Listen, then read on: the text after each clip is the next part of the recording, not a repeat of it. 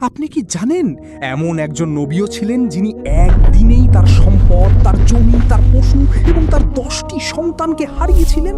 এই কাহিনীটি হযরত আইয়ুব আলাইহিস সালামের ধৈর্যের সর্বশ্রেষ্ঠ উদাহরণ।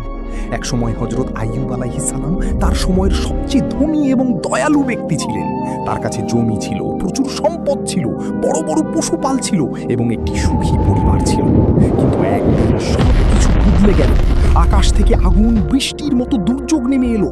কয়েক ঘন্টার মধ্যেই তার সমস্ত ফসল পুড়ে গেল, পশুরা মারা গেল এবং সম্পদ শেষ হয়ে গেল। লোকেরা দৌড়ে এসে খবর দিল। কিন্তু যখন এই খবর হযরত আইয়ুব আলাইহিস সালামের কাছে পৌঁছালো, তখন তিনি নামাজ পড়ছিলেন। তিনি নামাজ শেষ করে শুধু বললেন, ওই সম্পদ আল্লাহই দিয়েছিলেন এবং আল্লাহই ফিরিয়ে নিয়েছেন। যদি মানুষ আল্লাহর উপর ভরসা ও ধৈর্য রাখে, তাহলে সবচেয়ে অন্ধকার রাতের পরেও রহমতের সকাল অবশ্যই আসে। আর যদি আপনি কোনো সমস্যায় থাকেন, তাহলে হযরত আইয়ুব আলাইহিস সালামের দোয়া মনে রাখবেন। এই ঘটনাটি শেয়ার 2 পার্টের জন্য। আপনারা কে কে পার্ট 2 চান কমেন্টসে জানান।